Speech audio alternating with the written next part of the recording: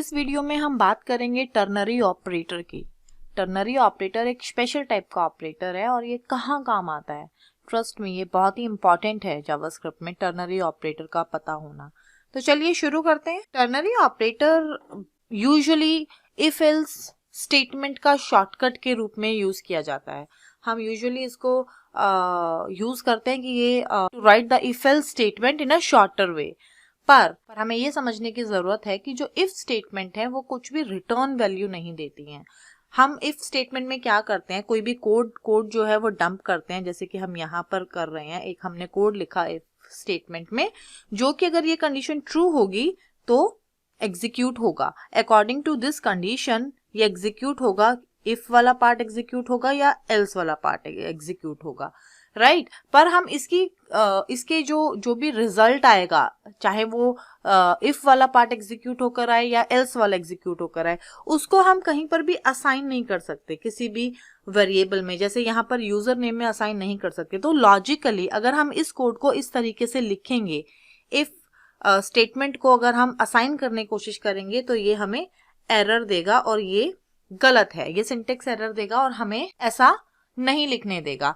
कोई भी return value नहीं करती है स्टेटमेंट की, हम फंक्शंस में यूज नहीं कर पाते। हाँ, डेफिनेटली हम इसको कंडीशनल एग्जीक्यूशन कर सकते हैं पर इसको हम असाइन नहीं कर सकते किसी वेरिएबल में। पर हमारे पास बहुत सारे ऐसे केसेस आते हैं जब हमें किसी वैल्यू को कहीं पर स्टोर करने की जरूरत पड़ती है। उस केस में हम यहाँ पर टर्नरी ऑपरेटर का यूज करते हैं। टर्नरी ऑपरेटर क्या है? टर्नरी ऑपरेटर जो है वो बेसिकली एक स्पेशल ऑपरेटर है जो कि 3 ऑपरेंड लेता है। यहाँ पर एक कंडीशन होती है, जैसे कि ये है इज लॉग्ड इन, जो कि बिल्कुल वैसी कंडीशन है जो हम इफ स्टेटमेंट में देते हैं कंडीशन। तो ये कंडीशन है। कंडीशन के बाद एक क्वेश्चन मार्क आता है, यानी कि आप ये समझ लो कि ये पूछता है कि कंडीशन ट्रू है या फॉल्स है। अगर कंडीशन ट्रू है तो क्वेश्चन मार्क के बाद की जो पहली वैल्यू होती है, value 1, this is the value. जो क्वेश्चन मार्क के बाद वैल्यू लिखी जाती है वो हमारी वैल्यू होती है अगर कंडीशन ट्रू है। तो अगर कंडीशन फॉल्स है तो कॉलन के बाद वाली वैल्यू। तो बेसिकली जो टर्नरी ऑपरेटर है वो कंडीशन देखता है, कंडीशन ट्रू है तो वो वैल्यू 1 को एग्जीक्यूट करता है, कंडीशन फॉल्स है तो वैल्यू 2 को एग्जीक्यूट करता है और उसकी वैल्यू इस वेरिएबल में स्टोर कर देता है। जैसे कि हम इसको एक्शन में देखते हैं। मैं एक एग्जांपल लेती हूँ जिसमें बेसिकली मुझे देखना है कि अगर एज 18 या 18 से ज्यादा है तो हम लाइसेंस दे सकते हैं, पर्सन ड्राइव कर सकता है और अदरवाइज वो ड्राइव नहीं कर सकता। तो यहाँ पर मैंने एक वेरिएबल लिया एज जिसकी वैल्यू दी 26 और यहाँ पर मैंने एक और वेरिएबल लिया कैन ड्राइव जिसकी वैल्यू मैं कंडीशनली एग्जीक्यूट करूंगी। तो मैंने कहा कि ये एक वेरिएबल है जिसमें मैं अब टर्नरी ऑपरेटर का यूज कर रही हूँ।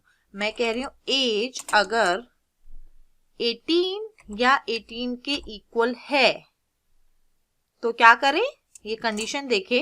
अगर कंडीशन ट्रू है तो ये वैल्यू दे they can drive.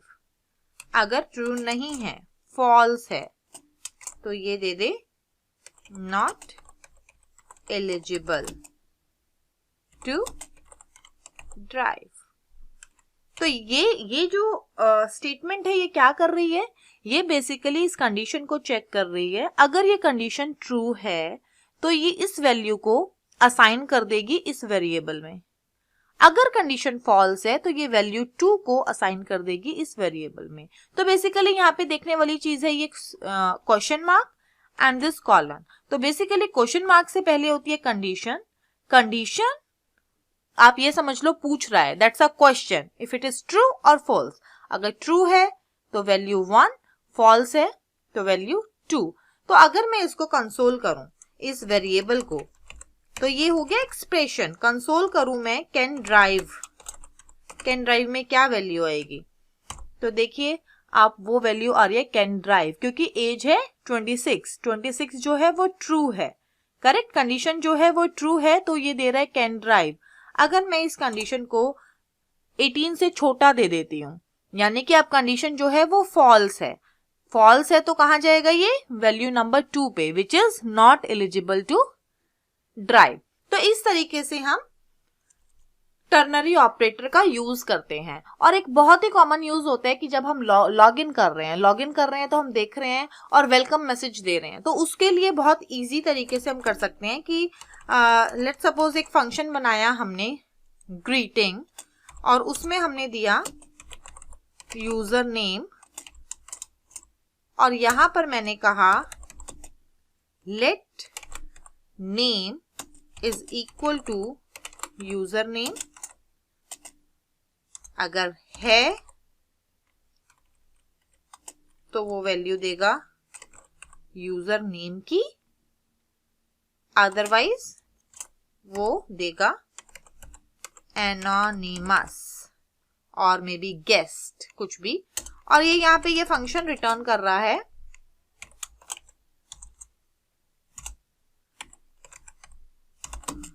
How are you.